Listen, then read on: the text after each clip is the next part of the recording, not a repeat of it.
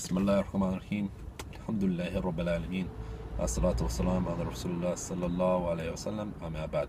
Assalamu alaikum rahmatullahi wa barakatuh. Dear brothers and sisters, Jazakallah khair for joining me today. It's your brother here, Sharaz Qamar. Just had a conversation with a gentleman. He was an atheist. We happened to be talking about countries and situations that are happening at the moment. The gentleman was from Greece, and he was talking about the riots and stuff like that. And so we started talking about how, you know, human beings, they're not perfect, and you know, people have their own ideology and concept and definition of what's good. And that was a very nice opening for the Dawah, in which I asked him, you know, do you believe in God? And he told me no, far from it. You know, like, this is something that he completely rejected. So the interesting thing is, he had this idea that, you know, if you believe in God, then you are very limited. Okay, and this is strange, because I was like, okay, in what sense is someone that believes in God limited? And so he asked me, okay, what are you? Are you a Muslim? I said yes. He goes, okay, how many times a day do you pray? Okay, so I said, well, Muslims, we pray 5 times a day, so, you know. He goes, exactly.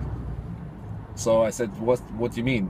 He goes, well, you know, you how long does that take? It doesn't take very long, a couple of minutes, you know, depending on where, you know, if you're in congregation or if you whatever the circumstances, but generally it's a couple of minutes, you know, throughout the day.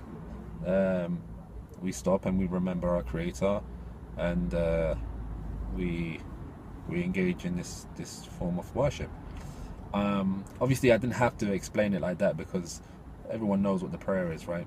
So he was under the impression that, like, he goes, you see, you have to do that, right? And I was like, well, we do it out of free will.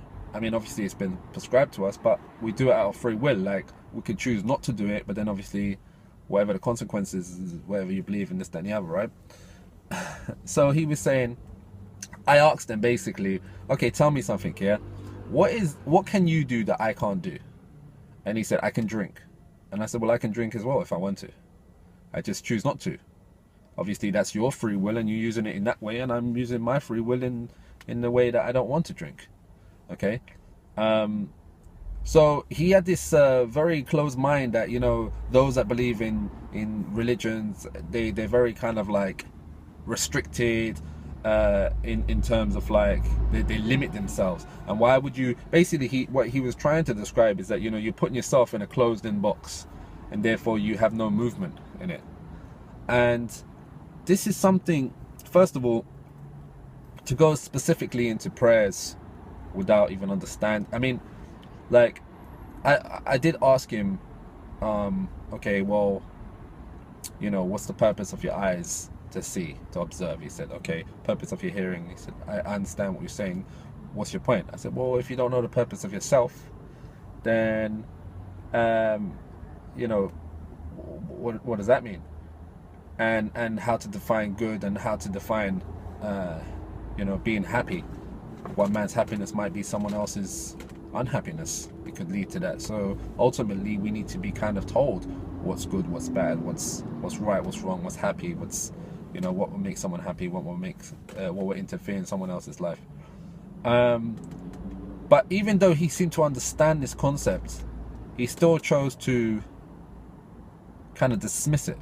And the problem that I find with a lot of atheists is that they seem to want to turn off logic when you know, when it's convenient.